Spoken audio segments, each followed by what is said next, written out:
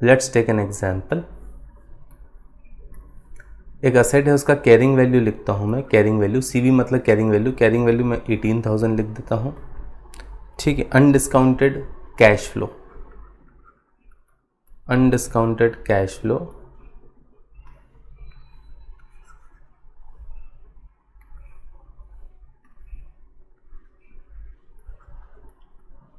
मैं 19,000 लिखता हूँ। Discounted cash flow, present value of cash flow, CF is my cash flow, present value of cash flow में 16,000 लिखता हूँ, right. Fair value, if sold, अगर बेचेंगे तो फेयर वैल्यू कितनी है, 17,000 है। And cost of sale, cost of sale, बेचेंगे तो कॉस्ट कितनी लगेगी, तो कॉस्ट लगेगी 2,000, ठीक है। If this is the data given to you and you are using IFRS, तो IFRS फर्म पहले तो बताओ क्या ये असेट इम्पेयर हुआ है कि नहीं हुआ है। For an IFRS firm whether the asset has been impaired और not, and if yes, if it is not impaired, it will keep continuing at the carrying value, but if it has impaired, then at what value will it be reported। IFRS के हिसाब से क्या ही empire हुआ, कौन सी दो चीज़ें देखेंगे, higher of the two, higher of the two मतलब present value of cash flow और fair value minus cost of sale. तो फेयर वैल्यू कितना है, 17,000, इतने पे एसेट बिक सकता है। कॉस्ट ऑफ सेल कितना है, 2,000, तो कितना आया 15,000। इतने पे एसेट को सेल कर सकते हो तो इतना अमाउंट एसेट से रिकवर हो जाएगा। दूसरा अमाउंट क्या रिकवर कर सकते हो एसेट से, present value of cash flow, future cash flow कितनी है, present value of future cash flow 16,000।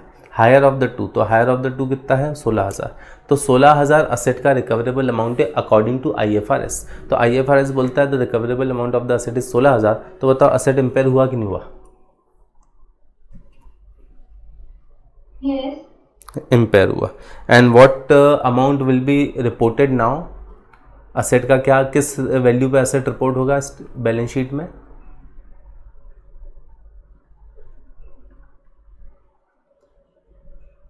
$16,000 पे। वाई रिपोर्टेड एट 16,000, क्योंकि उसका रिकवरेबल अमाउंट 16,000 है। पहले कितने पे रिपोर्ट हो रहा था, earlier it was being reported at 18,000, now it is being reported at 16,000। 2,000 रुपये का नुकसान कहाँ जाएगा, 2,000 रुपीज़ इनकम स्टेटमेंट में एज लॉस। बोलो आया समझ में। This is how you have to check whether asset has been impaired और नॉट। रिकवरेबल अमाउंट ऐसे निकलेगा, इस पर भी क्वेश्चन आ सकता है what is the recoverable amount, और एक बार रिकवरेबल अमाउंट आपने निकाल दिया तो फिर you have to measure whether the asset has been impaired. Is this clear sir? हाँ सर इन केस अगर दोनों ही इक्वल आ रहे हैं अमाउंट तो सर, कौन सा दोनों, जैसे एग्जाम्पल पे तो नहीं है 16,000 आ रहा है और ऊपर भी अगर 16,000 आया तो फिर कैसे, ये इन दोनों की बात कर रहे हो क्या, वैल्यू इन यूज और ये डिस्का प्रेजेंट वैल्यू, हाँ सर, इन दोनों की जो अपन ये 15,000 और 16,000 निकाले, इन दोनों की बात कर रहे हो। हाँ सर, अगर इन केस दोनों इक्वल आ रहा है, हाँ तो दोनों इक्वल आ रहा है तो उस इसी अमाउंट को आप कैरिंग वैल्यू से कंपेयर करोगे। इम्पेयरमेंट देखो ये तो रिकवरेबल अमाउंट है, रिकवरेबल अमाउंट निकालने के दो तरीके हैं। अगर वो दोनों तरीके में से जो हायर होगा वो रिकवरेबल अमाउंट है, पर अगर दोनों तरीके में से, ध्यान से सुनना, दोनों तरीके जो टू मेथड्स हैं टू एसर्टन रिकवरेबल अमाउंट, अगर वो सेम वैल्यू दे रहे हैं तो उसी को रिकवरेबल अमाउंट मानेंगे और फिर उसको कैरिंग वैल्यू से कंपेयर करेंगे। अगर ये दोनों 16,000 आते या ये भी 15,000 आता तो ये 15,000 तो 15,000 को रिकवरेबल अमाउंट मानते, और फिर कैरिंग वैल्यू क्या है 18,000, तो 18,000, लेकिन ये तो 15,000 रिकवरेबल अमाउंट, तो असेट को 15,000 पे रिपोर्ट करते, 3,000 का लॉस रिपोर्ट करते इनकम स्टेटमेंट में, राइट। ठीक है, अब यूएस गैप में आते हैं। Suppose there is a US GAAP firm. अब बताओ for a US GAAP firm same data, US GAAP firm के लिए क्या इम्पेयरमेंट हुआ है, if yes, if no then asset will be carried at the same value 18,000, if yes what will be the new value at which will carry the asset, बताओ। For US GAAP firm, US GAAP firm क्या करता है? US GAAP firm कुछ नहीं करता, present value नहीं लेता, cost of cell या फेयर वैल्यू नहीं लेता, वो क्या लेता है? अनडिस्काउंटेड कैश फ्लो लेता है। तो अनडिस्काउंटेड कैश फ्लो कितना है? अनडिस्काउंटेड कैश फ्लो तो 19,000 है और कैरिंग वैल्यू कितनी? 18,000। तो undiscounted cash flow carrying value से ज़्यादा है। मतलब यूएस गैप ये मानता है कि रिकवरेबल अमाउंट कितना है? What is the recoverable amount from the given data? 19,000। और रिकवरेबल अमाउंट कैरिंग वैल्यू से कम है कि ज़्यादा है? ज़्यादा है। तो इम्पेयरमेंट हुआ कि नहीं हुआ? नो। तो असेट को 19,000 पे रिपोर्ट करेंगे कि 18 पे ही चलने देंगे? Good question. 19 पे, क्योंकि रिकवरेबल अमाउंट ज़्यादा है ना। सुनो, अगर रिकवरेबल अमाउंट ज़्यादा है तो हम असेट को क्या करेंगे? इंक्रीज नहीं करेंगे, because we are testing for impairment. Impairment का मतलब ये होता है कि वो कम हो गया है उसकी वैल्यू। अगर बढ़ गई है तो फिर वही कैरिंग वैल्यू पे चलने देंगे 18,000। नथिंग विल बी डन, ये 18,000 ही रहेगा। Asset shall be reported at 18,000। Impair नहीं हुआ ना, तो सर बढ़ गया ना, ये तो एप्रिशिएट हो गया, तो होने दो ना। एप्रिसिएशन को हम रिपोर्ट नहीं करेंगे, we were testing for impairment, right. Impairment को हम टेस्ट कर रहे हैं। इम्पेयरमेंट हुआ तो उसको हम रिपोर्ट करेंगे, इम्पेयरमेंट नहीं हुआ तो उसको हम रिपोर्ट नहीं करेंगे, ठीक है। And nothing will be reported in the income statement, क्योंकि बैलेंस शीट में कुछ चेंज ही नहीं हुआ तो इनकम स्टेटमेंट में कुछ जाएगा ही नहीं। Are you getting this? ठीक है, बढ़े आगे। अब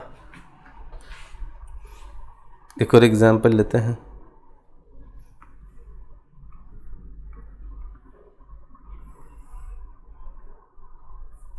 कैरिंग वैल्यू जो है वो है 18,000, अनडिस्काउंटेड कैश फ्लो जो है वो है 16,000, present value of cash flow जो है वो है 14,000, फेयर वैल्यू जो है वो है 10,000 और कॉस्ट ऑफ सेल जो है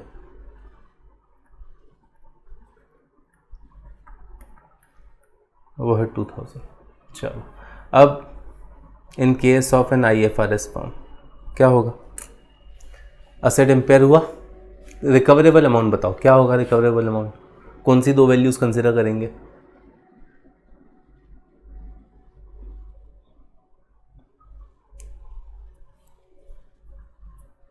कौन सी दो वैल्यूज कंसिडर करेंगे? 14,000 and 8,000। 14,000 एंड 8,000। 14,000 कैसे आया? ये present value of cash flow 14,000 straight away they रखा है, स्ट्रेट फॉरवर्ड दे रखा है। 8,000 कैसे आया? 10,000 सेल वैल्यू है, फेयर वैल्यू इसमें से 2,000 कॉस्ट ऑफ सेल है, तो 8,000। तो अब ये दो वैल्यूज कंसिडर करेंगे, इसमें से क्या बन जाएगा recoverable amount? Lower of the two or higher of the to?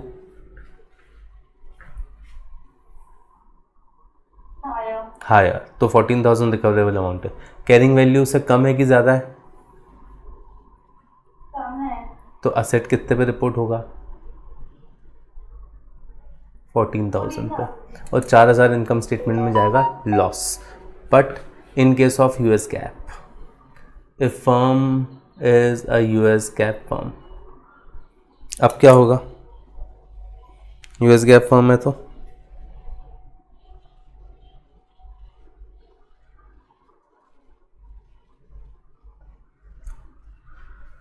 Empire हुआ, हाँ, अनडिस्काउंटेड कैश फ्लो कंसिडर करें, कितना है?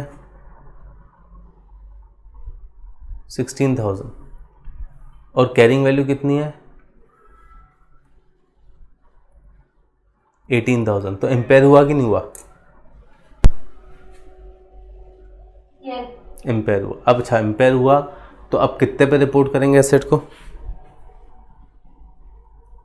16,000। नहीं, बस ये याद रखना, असेट को रिपोर्ट करेंगे उसकी फेयर वैल्यू पे 10,000 पे, कॉस्ट ऑफ सेल भी माइनस नहीं करेंगे। ठीक है, ये रूल है, ये इसमें कुछ नहीं कर सकते, आप कुछ नहीं कर सकते, मैं कुछ नहीं कर सकता। This is the rule, this is how it is done. US GAAP में लिखा है, अकाउंटिंग स्टैंडर्ड है US gap, a set of accounting standard, उसमें उन्होंने ऐसा लिखा है। क्या कि इम्पेयर हुआ है कि नहीं हुआ है, उसको अंडरस्टैंड दिस, इम्पेयर हुआ है कि नहीं हुआ है वो टेस्ट करने के लिए अनडिस्काउंटेड कैश फ्लो से कैरिंग वैल्यू को कंपेयर करो। बट अगर ऐसा लगता है कि वो इम्पेयर हो गया है तो अनडिस्काउंटेड कैश फ्लो तो कोई वैल्यू ही नहीं होती एसेट की। आपने जितना भी अकाउंट्स पढ़ा है 11th में 12th में ग्रेजुएशन में या दूसरा CS में, कभी ऐसा सुना है किसी एसेट की वैल्यू हम इस तरह से लिख रहे हैं कि वो अनडिस्काउंटेड कैश फ्लो कितना फ्यूचर में जनरेट कर रहा है ना। तो हम कभी भी उस पर उसको रिपोर्ट नहीं करेंगे। हाँ ऊपर बोल सकते सर ऊपर तो कर रहे हैं, IFRS में तो कर रहे हैं, IFRS में तो ये प्रेजेंट वैल्यू 14,000 पे कर रहे हैं। IFRS अलाउ करता है, US GAAP नहीं करता। US GAAP बोलता है अगर इम्पेयर हो गया है तो इम्पेयर हो गया तो फिर उसको आपको फेयर वैल्यू पर रिपोर्ट करना पड़ेगा। तो 18,000 का सेट 10,000 पे रिपोर्ट होगा और 8,000 का लॉस होगा। तो सिंपल सा रूल है। क्या रूल है? देखो 2 बातें याद रखनी है IFRS में, 2 बातें याद रखनी है US GAAP में। IFRS में एक बात याद रखनी है कि रिकवरेबल अमाउंट निकालने के लिए हायर ऑफ द 2 लेंगे, हायर ऑफ द 2। 1 क्या है? 1 है present value of the future cash flow. 2 क्या है? Fair value eight which asset can be sold today minus any cost incurred on selling of the asset. तो इसमें से जो हायर होगा वो रिकवरेबल अमाउंट होगा। इसको कंपेयर करो कैरिंग वैल्यू से, अगर ये कैरिंग वैल्यू से कम है तो असेट इम्पेयर हो गया, और इन दोनों में से जो भी हायर अमाउंट है उस पर असेट को फिर रिपोर्ट कर दो, डिफरेंस अमाउंट इनकम स्टेटमेंट में आ जाएगा loss. On the other hand US GAAP में चेक करना है, टेस्ट करना है कि इम्पेयर हुआ है कि नहीं हुआ है, तो कैरिंग वैल्यू को कंपेयर करो undiscounted future cash flow that asset will generate. Asset जो भी फ्यूचर कैश फ्लो जनरेट करेगा अनडिस्काउंटेड वाला, उससे कंपेयर करो। अगर ये undiscounted cash flow present value carrying value से कम है तो असेट इम्पेयर हुआ है, और अगर इम्पेयर हुआ है तो फिर असेट की वैल्यू को फेयर वैल्यू पे लाके छोड़ दो, और जो डिफरेंस अमाउंट है वो लॉस इनकम स्टेटमेंट में जाएगा। That's it. तो टेस्टिंग दूसरे से होती है और रिपोर्टिंग दूसरी वैल्यू पे होती है। ठीक है, क्लियर?